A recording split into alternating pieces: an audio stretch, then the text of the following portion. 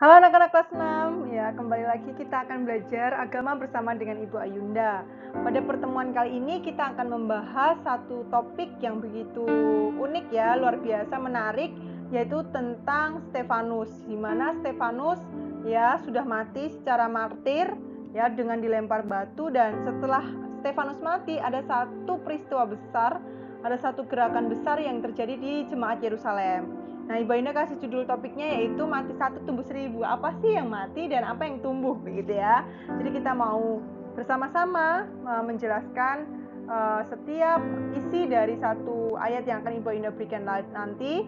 Dan anak-anak silakan mempersiapkan diri setiap Alkitabnya, alat tulisnya, dan terlebih siapkan LKS yang sudah Ibu Ayunda berikan untuk anak-anak sambil menyimak penjelasan Ibu Ayunda sambil mengisi setiap LKS yang Ibu Ayunda berikan. Nah, goal kegiatan kita hari ini atau tujuan pembelajaran kita hari ini di mana kita akan belajar, khususnya anak-anak semuanya akan belajar menggali informasi dari pembacaan Kisah Para Rasul 8 ayat 1 sampai 3 dan Filipi 3 ayat 4 sampai 6. Gitu ya. Jadi anak-anak akan baca terlebih dahulu. Ibu Ayunda harap di rumah anak-anak sudah baca ya Kisah Para Rasul 8 ayat 1 sampai 3 dan Filipi 3 ayat 4 sampai 6. Ya. Nah, anak-anak kita akan baca ayat yang pertama ya, dari Kisah Para Rasul 8 ayat 1 sampai 3. Ibu Ayunda akan bacakan, anak-anak simak dengan baik-baik setiap yang Ibu Ayunda sudah berikan tanda di sini ya. Ayat pertama. Saulus juga setuju bahwa Stefanus mati dibunuh. Ya, ada satu tokoh ya baru yaitu Saulus. Siapa dia? Nanti kita akan pelajari ya, mengatakan dan dia menyetujui bahwa Stefanus itu mati dibunuh. Stefanus itu siapa? Seperti pertemuan minggu lalu, dia adalah salah satu martir ya yang rela mati demi memberitakan firman Tuhan dengan cara dilempari batu. Dia setuju bahwa Saulus ini setuju bahwa Stefanus itu matinya dibunuh, gitu ya. Pada waktu itu ya, setelah kejadian Stefanus dibunuh ini, mulailah penganiayaan yang hebat terhadap jemaat di Yerusalem. Mereka semua kecuali rasul-rasul tersebar ke seluruh daerah Yudea dan Samaria. Jadi muncullah penganiayaan gereja pada mula-mulanya. Ya, gereja mula-mula, ya, gereja pada awal, zaman awal dahulu itu ya, terjadilah penganiayaan besar. Gitu ya, di daerah Yerusalem, khususnya jemaat-jemaat yang mengikut Kristus di daerah Yerusalem, mereka mengalami penganiayaan yang hebat, gitu ya. Setelah peristiwa martirnya si Stefanus. Lalu di ayat 2, orang-orang saleh menguburkan mayat Stefanus serta meratapinya dengan sangat. Ya, mereka kehilangan satu rasul, satu tokoh yang begitu luar biasa, yang menjadi pionir, yang begitu gigih di dalam memberitakan firman Tuhan, dan harus mati martir karena memberitakan firman Tuhan, dan mereka meratapinya, mereka sedih ya dengan peristiwa kematiannya si Stefanus ini, begitu. Lalu ayat 3, tetapi Saulus, ya, Saulus nih tokoh baru yang Ibu Ayunda katakan tadi, berusaha membinasakan jemaat itu, dan ia memasuki rumah demi rumah dan menyeret laki-laki dan perempuan keluar dan menyerahkan kepada mereka untuk dimasukkan ke dalam penjara. Ya, jadi ketika peristiwa penganiayaan ini terjadi, ya, ada satu tokoh yang memimpinnya, satu tokoh yang kalau istilah sekarang yang mengompori begitu, yang memimpin begitu, yaitu Saulus. Dia berusaha membinasakan jemaat-jemaat yang mengikut Kristus di Yerusalem saat itu. Ya, dengan cara bagaimana? Ia memasuki rumah demi rumah. Bayangkan ya, setiap rumah dia masuki, bukan untuk bertamu, tapi dengan tegas di ayat 3 dikatakan menyeret laki-laki dan perempuan keluar dan menyerahkan mereka untuk dimasukkan ke dalam penjara. Jadi setiap jemaat di Yerusalem yang saat itu mengikut Kristus ya dianiaya oleh tokoh yang bernama Saulus ini, ya, dengan cara menyeret para laki-laki dan perempuan dari rumah ke rumah ya, dibawa untuk dimasukkan ke dalam penjara. Itu peristiwa yang terjadi saat itu ya. Lalu kita mau bandingkan nih sama apa yang terjadi ya. Nah, Filipi 3 ayat 4 sampai 6 gitu ya. Ibu Ayunda tetap akan masukkan ayat 1 sampai 10, tapi kita mau lihat ayat 4 sampai 6. Nanti anak-anak baca baik-baik di rumah ya. Ya. Sekalipun aku juga ada alasan untuk menaruh percaya pada hal-hal lahiriah, jika ada orang lain menyangka dapat menaruh percaya pada hal lahiriah, aku lebih lagi. Disunat pada hari ke-8 dari bangsa Israel, dari suku Benyamin, orang Ibrani asli, tentang pendirian terhadap hukum Taurat, aku orang Farisi. Tentang kegiatan aku penganiaya jemaat, tentang kebenaran dalam mentaati hukum Taurat, atau aku tidak bercacat. Jadi ini kalimatnya Paulus ya. Nah, Paulus itu nama barunya Saulus begitu ya.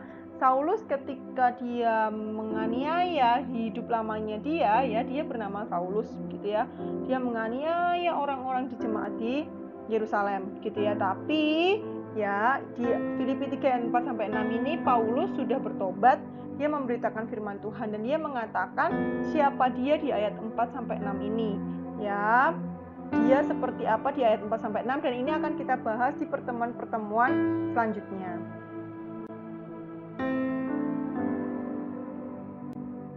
Nah, di dalam video hari ini, penjelasan Ibu Ayunda hari ini akan ada 5 pertanyaan penting yang akan Ibu Ayunda jelaskan. Dan ini pertanyaan-pertanyaan yang akan muncul di dalam LKS anak-anak. Jadi silakan anak-anak disimak baik-baik setiap video penjelasan Ibu Ayunda. Tidak hanya menyalin jawaban dari setiap kalimat Ibu Ayunda, tapi cobalah menggunakan bahasa yang anak-anak lebih mengerti. Dengan bahasa sederhana anak-anak sendiri di dalam mengerjakan setiap LKS. Yang pertama, kita tadi sudah baca Kisah Para Rasul 8 ayat 1. Tapi kita mau cari tahu nih, apa hubungannya dengan Kisah Para Rasul 1 ayat 8? Maksudnya apa? Lalu yang kedua, siapa tokoh utama penganiaya gereja saat itu? Nah, Ibu Ayunda tadi sudah jelaskan ya. Lalu yang ketiga, apa alasan mereka menganiaya pengikut Kristus? Apakah mereka layak menerima pengampunan? Jadi orang-orang yang menganiaya pengikut Kristus ini layak nggak terima pengampunan? Itu pertanyaannya. Lalu yang keempat, apa saja contoh penganiayaan gereja saat ini? Ya, kalau konteks jemaat zaman dulu, gereja zaman dulu itu mereka selalu dianiaya secara fisik, ya, dibunuh, dimasukkan ke dalam penjara, ya. Nah, konteksnya untuk gereja saat ini itu apa? Lalu yang terakhir, bagaimana gereja menyikapi dan meresponi penganiayaan yang ada? Ya, gereja saat ini meresponi penganiayaan. Jadi kita sudah belajar penganiayaan gereja-gereja saat ini. Nah, bagaimana kita meresponi, menyikapi, melihat penganiayaan yang terjadi begitu. Nah, ini 5 pertanyaan yang akan kita bahas. Nah, kita akan bahas pertanyaan yang pertama terlebih dahulu ya. Apa sih hubungan Kisah Para Rasul 1 ayat 8 dan Kisah Para Rasul 8 ayat 1? Ya. Ketika gereja tidak taat melakukan Kisah Para Rasul 1 ayat 8, maka akan mengalami Kisah Para Rasul 8 ayat 1. Apa sih maksudnya?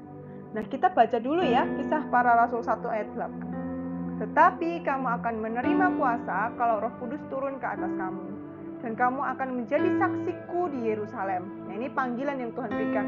Mereka akan menjadi saksi di Yerusalem dan di seluruh Yudea dan Samaria dan sampai ke ujung bumi. Ya, pada waktu itu mulailah penganiayaan yang hebat terhadap jemaat di Yerusalem, yaitu Kisah Para Rasul 8 ayat 1. Mereka semua kecuali rasul-rasul tersebar ke seluruh daerah Yudea dan Samaria. Ibu Ayunda sudah highlight ya di sini ya. Kamu akan menjadi saksiku. Ini merupakan satu panggilan yang Tuhan berikan ini ya. Kamu akan menjadi saksi-saksiku di Yerusalem.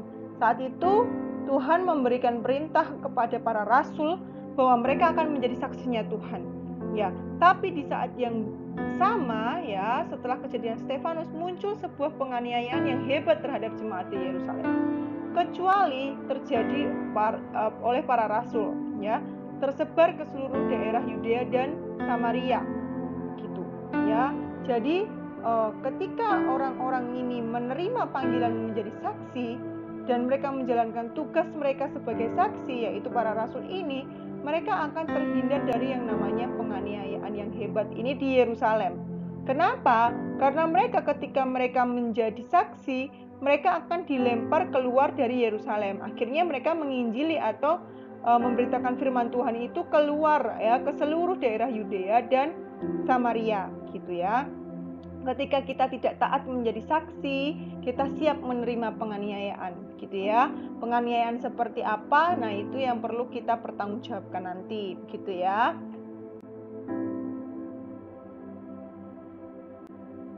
Nah, Ibu Ayunda akan jelaskan ya pertanyaan yang pertama, apa hubungan Kisah Para Rasul 1 ayat 8 dan Kisah Para Rasul 8 ayat 1? Ya, seperti yang Bu Ayunda katakan tadi, Kisah Para Rasul 1 ayat 8 itu merupakan panggilan bagi kita sebagai orang percaya menjadi saksi Kristus, ya. Jadi dimanapun kita berada, siapapun kita, ketika kita mengaku bahwa kita adalah orang percaya pengikut Kristus, ya, kita dipanggil menjadi saksi, ya. Bersaksi itu tidak hanya berbicara tentang saya bisa berkhotbah, saya bisa menjelaskan firman Tuhan, tidak. Tapi bersaksi itu bisa kita wujud nyatakan di dalam setiap kehidupan kita, baik tindakan kita maupun perkataan kita.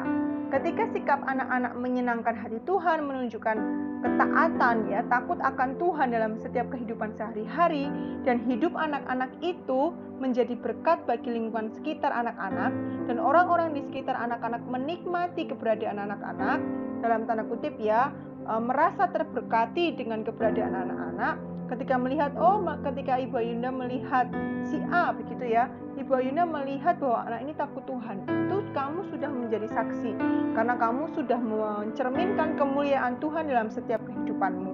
Jadi ketika kita dipanggil menjadi saksi, jangan hanya berpikir, saya harus bisa khotbah ya, bukan, ya, tapi lebih kepada kehidupan kita sehari-hari, sikap kita, perkataan, pikiran kita itu menunjukkan sikap yang takut akan Tuhan, gitu ya.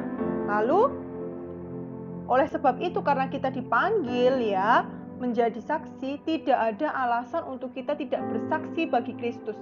Tidak ada yang alasan, nggak mau Ibu, saya nggak mau bersaksi. Ya, ini tidak bisa dihindari. Kenapa? Karena panggilan ini datang ke semua orang. Ibu, saya masih kecil. Loh, nggak apa-apa, Tuhan nggak pernah lihat saya masih kecil atau sudah besar, begitu ya. Karena panggilan ini datang ke semua orang-orang percaya, termasuk anak-anak di rumah, ya. Ingat, seperti yang Bu Enda katakan, bersaksi tidak harus kamu bisa berkhotbah. Tetapi ketika kamu menunjukkan satu sikap yang nice, ketika kamu menunjukkan satu sikap yang takut akan Tuhan dalam kehidupan sehari-hari, kamu sudah bersaksi, gitu ya. Nah, apa sih hubungan keduanya? Yang pertama, para rasul itu dipanggil menjadi saksi Kristus, ya. Dan di sanalah juga mereka mengalami penganiayaan karena mengikut Kristus. Wah, ini satu kontras yang sangat sulit, ya. Sudah mau bersaksi, tapi ternyata buahnya itu harus mengalami penganiayaan yang hebat, ya. Tapi ingat, penganiayaan itu membuat para rasul untuk lebih gencar menjadi saksi Kristus, ya. Keren ya, ternyata penganiayaan yang terjadi sama para rasul saat itu karena memberitakan firman Tuhan, karena mempertahankan iman percayanya kepada Kristus, bukan menjadi satu alasan untuk mereka mundur. Malah mereka lebih semangat di dalam memberitakan firman Tuhan, di dalam mereka menjadi saksi bagi Kristus, ya, dengan keluar dari Yerusalem, ya, memberitakan firman itu ke seluruh daerah Yudea dan Samaria. Jadi ketika kita ada di dalam tekanan, ya, bukan malah membuat kita patah semangat atau lemah, tetapi seharusnya membuat kita lebih lagi percaya bahwa Tuhan itu akan memimpin kita, sehingga kita lebih pasti langkah kaki kita ke depannya, ya. Seperti para rasul, mereka lebih pasti berani melangkah di dalam memberitakan firman Tuhan, dalam menjadi saksi bagi. Nah, apa sih hubungan Kisah Para Rasul 1 ayat 8 dan Kisah Para Rasul 8 ayat 1, ya? Hubungannya apa nih? Allah ternyata mempergunakan penganiayaan yang terjadi menyusul kematian Stefanus, ya. Setelah kematiannya Stefanus, itu Allah pakai penganiayaan itu sebagai sarana untuk menyebarkan Injil keluar Yerusalem, ya.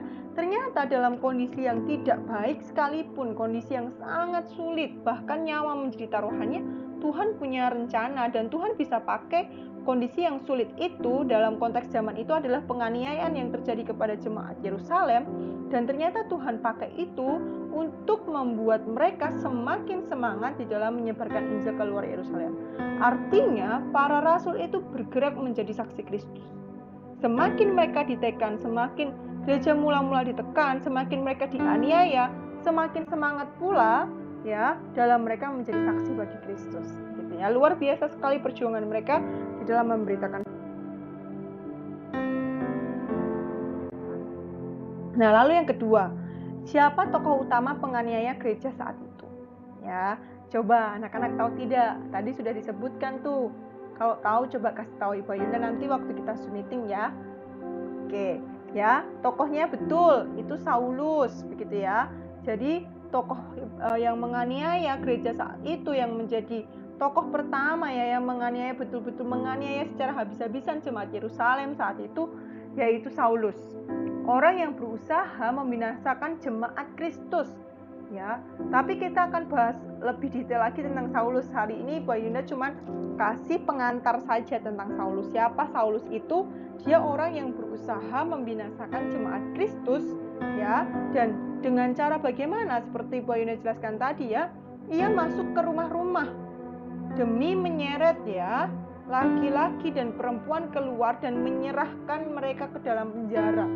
Ya, dia sampai ke rumah-rumah, masuk ke setiap rumah untuk bawa keluar setiap para laki-laki dan perempuan, dibawa mereka ke penjara. Begitu ya. Itu yang dilakukan Saulus saat itu di dalam menganiaya gereja-gereja Tuhan.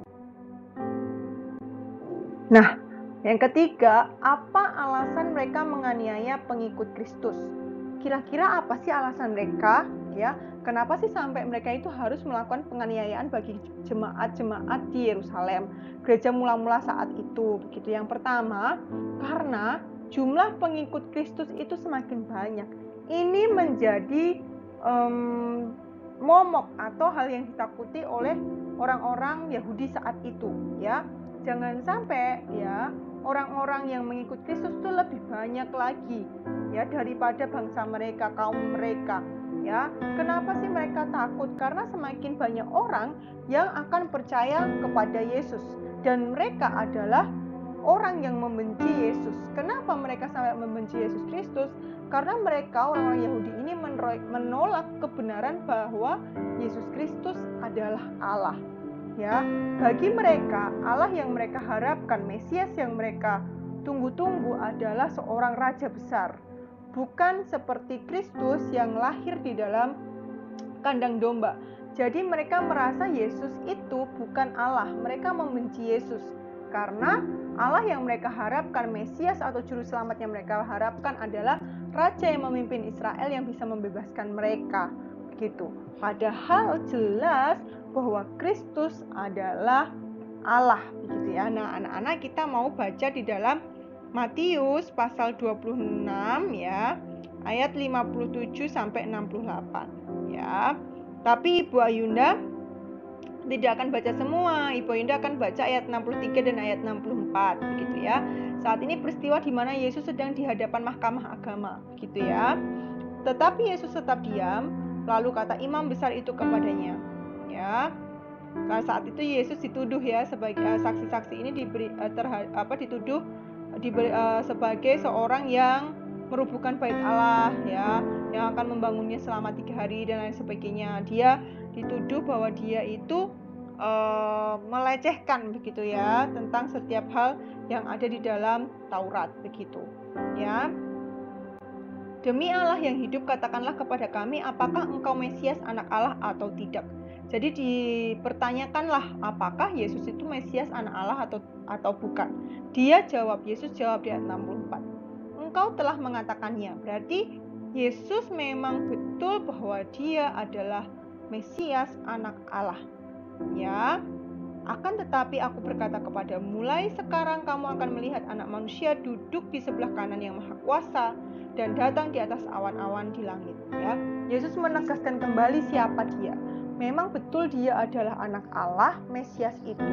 Bahkan dia dikatakan bahwa akan ada Anak Manusia duduk di sebelah kanan yang Maha Kuasa dan datang di atas awan-awan langit. Itulah Yesus.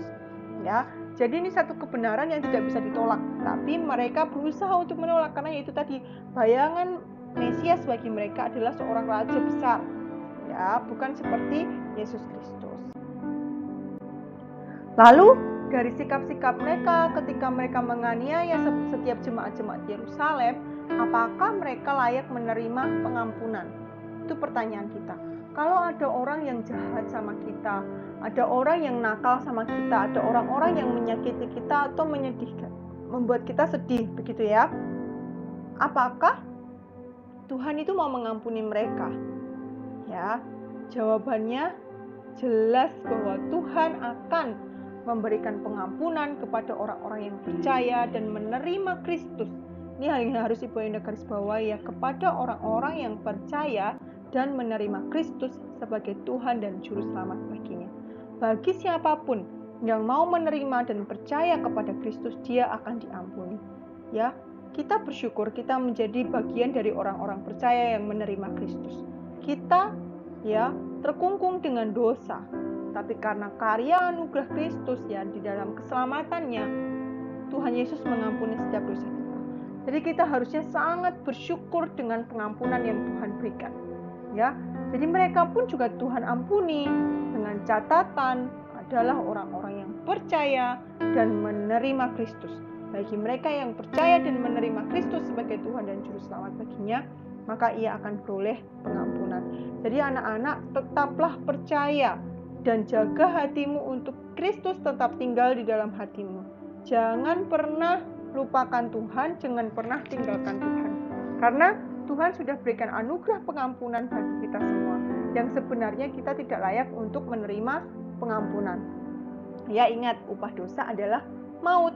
Tapi Tuhan beranugerah dalam hidup kita melalukan maut itu yang seharusnya kita mati di atas kayu salib ya.